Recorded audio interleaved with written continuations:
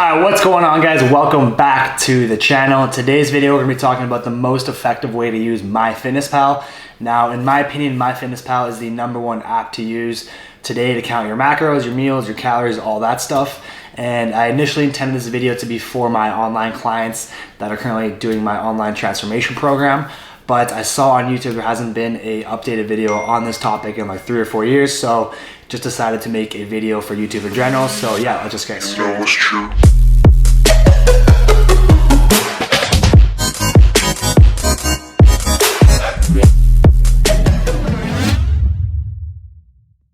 Okay, so once you've downloaded and set up Myfitnesspal, you're gonna go into the app.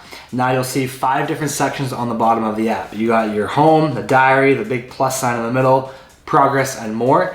Now you're basically only gonna use the diary and the plus. Everything else is more or less useless. So for example, the home, you're gonna completely ignore that. I find the goals that they give out for you are pretty inaccurate. The diary and the plus will come back to in a sec. The progress for my online clients is gonna be tracked on your training app.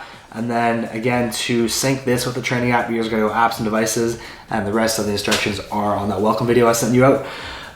So for the diary, this is again, primarily the only part of the app you're gonna be really using. Now there's 4 different methods of tracking food that I can think of. So for example, the first one, and probably the easiest one, is any food that has a barcode on it. Super easy. So for example here, I have this Quaker oatmeal. So what I would do to add this food into Myfitnesspal is go, let's say it's breakfast right now, I'd go add food under breakfast, and then hit the barcode scan on the top right, and then find the barcode on the food, scan it, and then input at however many packs you had. So let's say I had 2 packs of oatmeal. Oh, I only got 1 left, but okay, let's say I had 1 pack of oatmeal, so I would literally just go 1 pack and then hit done, and that's literally, that's all you gotta do for any food that has a barcode on it. So method number 2 is any food that doesn't have a barcode on it. So for example, like fresh produce or any non-packaged food.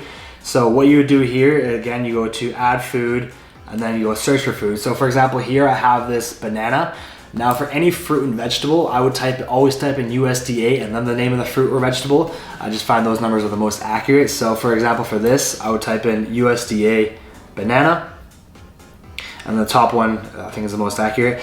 Now here it says like the average banana is 126 grams, so you could just hit that. Most bananas are around that. If you want it to be super specific, you can weigh the banana, and then let's say it's only 100 grams, you can just adjust it and put like 0 7/8 of a banana, and that'll give you a little bit, but that's like within 10 calories, so not a huge deal. Again, hit check, and you're all set for that. So method 3 is any food that you have to physically weigh out. So for example, here I have this chicken breast. Now obviously the package has a barcode, but you have no idea how much of the package you're consuming. So step 1 is to weigh out your chicken breast, how many grams or ounces, whatever you use it is. And then step 2 is you just go to add food. First, you gotta go scan the barcode again. And then let's say this is 200 grams of chicken. So what I would do is just hit 2 and then make sure it says 200 grams there, and that's it. So hit check mark, and that's all you gotta do. Now the final method is anytime that you're not consuming your own food. So for example, when you're going out with friends to fast food or restaurants or any like social things where obviously you have no access to scanning or weighing foods, what you do here is just again hit food, let's go to dinner, add food, and then just type in the name of the place you're eating at as well as what you ate. So for me, for example, I go to the keg a lot, so what I would do is hit the keg and then type in like 8-ounce steak, 8-ounce top sirloin, and then that'll come up on there. The cool thing about this app, it has almost every single like fast food or restaurant's menu on the app, so it's super easy to search and find whatever you're eating.